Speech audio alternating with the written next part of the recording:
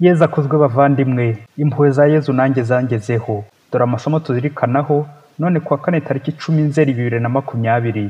Isomo rya mbere ryo mu ibaruwa ya mbere Pawulo Mutagatifu yandikiye Abanyakorinti, umutwe wa 8 umurongo wa mbere kugeza kuwa 7 n'umurongo wa 10 kugeza kuwa 13.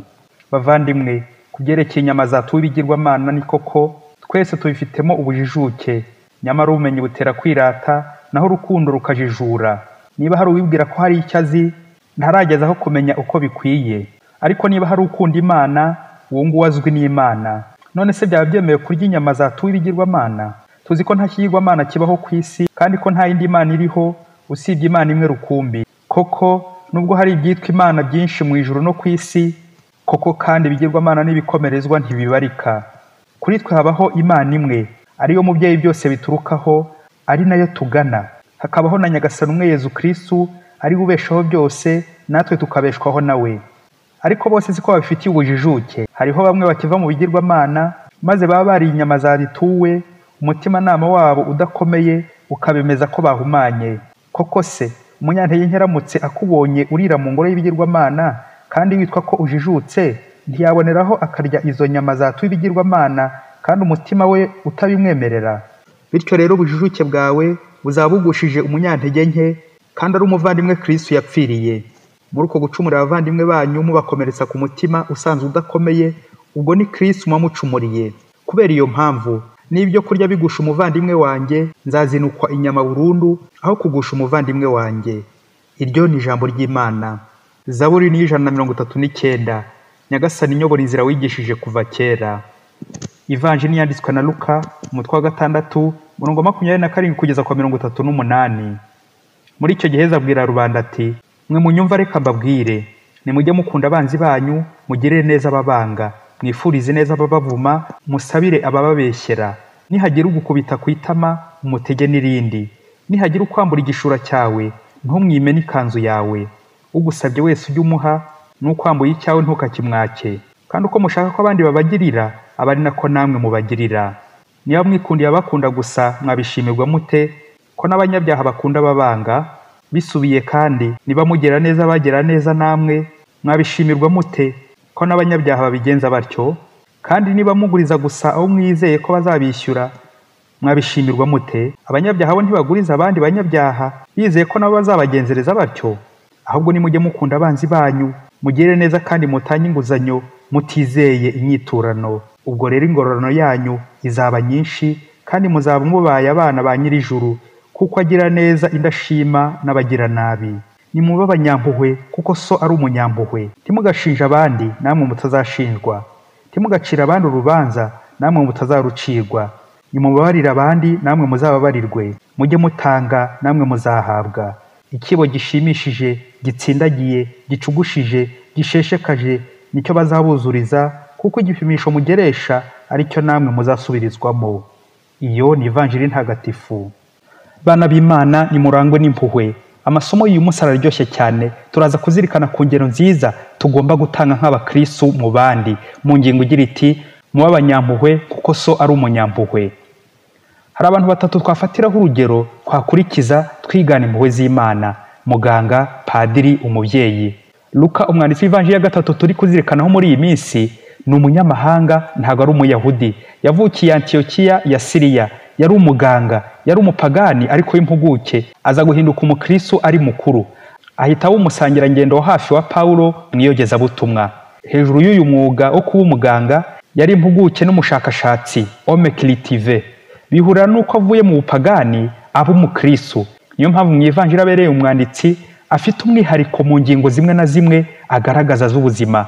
Ni Ivanjili y'ibyishimo, y'impuhwe, y'ubuzima bw'imbere n'isengesho. Ibyo byose bigatuma cyane akunze kwibanda ku baciye bugufi, abanyantege nke, agamije kwereka sosiyete ko yabarengera: abana, abagore, abakene, abababaye, abarwayi, abanyabyaha n'abandi bose bakeneye gufashwa.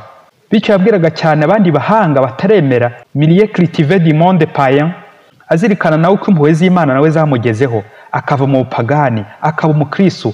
Akifuza ko n'izo mpuguke, abajijutse, abahanga, abanyabwenge bakiri mu bupagani, nabo impuhwe za Yezu zabageraho. Nguko uko umukristo agomba gutanga urugero rwiza ku batemera, nk'uko twabizirikanye mu isomo rya mbere. mu nama za Pawulo. Koko se umunyantege nke aramutse akubonye uri mu ngoro y'ibigirwamana kandi witwa ko ujijutse, ntiyaboneraho akarya izo nyama zatuwe ibigirwamana kandi umutima we utabimwemerera? Bityo rero ubujijuke bwawe buzaba bugushije umunyantege nke.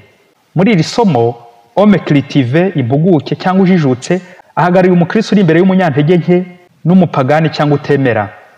Ese ngewe w'umukristo ngira uruhare mu kubyutsa abandi cyangwa ndabagusha? Ngira uruhare mu kubica cyangwa ndabakiza?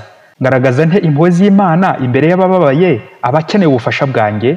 Luka muri Ivanjili ya none yatugejejeho ingeri nyinshi z'ubuzima.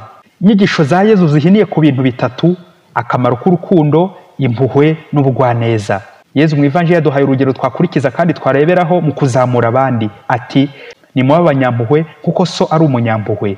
Tukarebera ku mpuhwe z'Imana zitari mpanguhe, ahubwo za mpuhwe zitagira umupaka, zitagira igipimo. Ati, mujye mutanga namwe muzahabwa.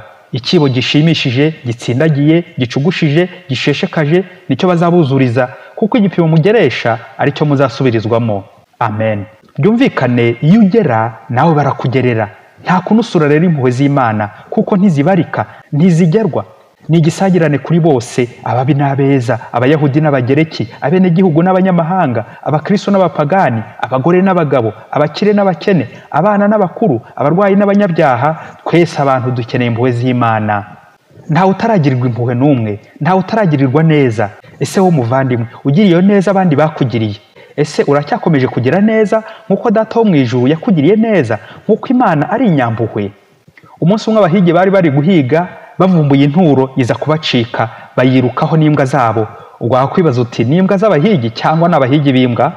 Gusa ari imbwa ari abahigi bose birutse kuri iyo nturo, nuko yicoka mu nzu y'umuntu. Abahigi barahakeka, nuko baza babaza nyir'urugo bati, mubyeyi, waduha akaboga kacu kahunyiye iwawe tuguha $2. Wa mubyeyi afata ya $2, dore ko yaranakennye, yanabuze n'umunyu wo gushyira mu biryo. Nuko ageze mu nzu asanga ya nturo yahungiye ku musego w'uburiri bwe, niho yifashe mapfubyi. Wa mubyeyi yareba uburyo iri kumurebana impuhwe, akibaza uburyo agiye kuyitanga ngo bayice. Uko iyo nturo yakomeje kugenda imutera impuhwe, aza kwibuka uburyo mama we yamubwiye uburyo yari atwaye inda ye bari kubahiga, nuko ahungira ku rugo. Abicanyi baza bamushaka ngo bamwice. Nyir'urugo arababwira ati, yewe amaze nk'iminota 10 avuye aha, ahubwo mwiruka atabacika, dore ko ananiwe aratwite, murahita mumufata.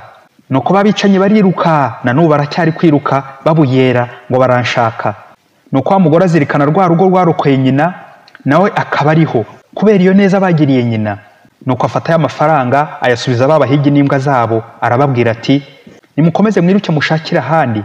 Nuko bahita bariruka n'imbwa zabo. Hagati aho wa mubyeyi akomeza kwibaza impamvu iyo nturo ari we yahisemo guhungira, kandi hari abantu benshi b'abaturanyi bafite n'amazu meza kumurenza. Nuko mu minsi mike ya nturo itangira kurya za mbeba zari zaramuzengereje. Ya nturo ntiyongera gusubira iy'ishyamba, ihita ihinduka injangwe yo mu rugo. Mubyeyi, uriyumvisha impamvu inturo y'igihuru ishobora guhinduka injangwe, itungo ryo mu rugo? Ni koko, aho bakwakiriye neza, aho ugubwa neza, icyo nicyo gihugu cyawe, uzahature.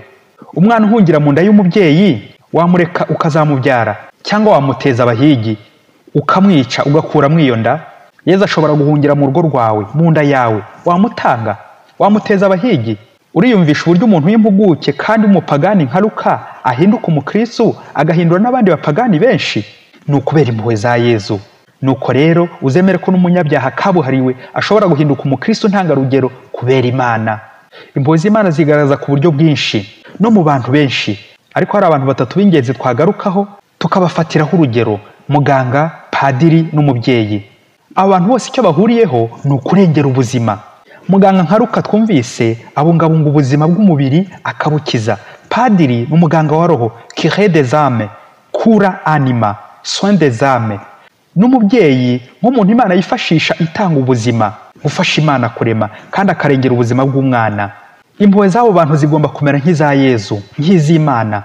Muri za banki, muri za sosiyete, mu mashuri, ku kibuga cy'umupira, mu isoko, bo bagira konji, bararuhuka. Ariko kwa muganga nta kiruhuko kibayo, mu kiliziya nta konji bayo, gusenga ntibigira konji. Muganga ntiyabona umurwayi aje amugana ngo amubwire ati ngiye kuruhuka, ngo ubu ntegereje, cyangwa ngubwo nta bwishingizi afite ngo simuvura. Uwo murimo mwiza wa muganga yaba twawugenderagaho dukiza. dutanga ubuzima. Birababaje ababyeyi aho wasanga muri iyi minsi umuganga ariwe baha amafaranga ngo afashe ababyeyi gito gukuramo inda. Abaganga batanga kandi bashishikaza imiti n'inshinge byo kuringaniza, ariko batabifata bakabyegeka ku bandi. Nta muganga w'umuhigi. Mubyeyi rero usubiza abahigi amafaranga yabo. Umubyeyi usubiza abahigi amafaranga akagira impuhwe akanyamaswa gashobora no kuzamugira nabi, yewe imbere y'abana bato tugomba kurengera tukabaha ubuzima. Abasaza n'abakecuru abatishoboye tugomba kurengera tukabagaragariza impuhwe, tuzirikana natwe uko twarokotse kubera Imana, uko Imana tugira impuhwe mu minsi yashize. Babyeyi, amafaranga azarikora. Tube maso muri iyi minsi, tutazajya tugurisha ubukristo bwacu tukabugurana amafaranga. Ubu se nta kuntu wasubiza amafaranga baguhaye muri iyi minsi ngo utange umuvandimwe wawe bamwice, ngo ukurishemo inda, ngo uyobye urubanza, ngo urye ruswa uhemuke? Impuhwe za Yezu we ntizirakugeraho? Muganga, padiri, mubyeyi, ubutumwa bwanyu ni ugutanga ubuzima. Kubwambura no kubwica ni ugutatira umuhamagaro. Ntukabe mu bo banyuzaho uburozi, ntukabe mu bo banyuzaho amafaranga y'umuvumo yo koreka imbaga no kwica ubuzima bw'abandi, kandi ari ugomba kurenganura no kurengera abandi. Padiri Masumbuko Ladislas wa Diyoseze ya Cyangugu.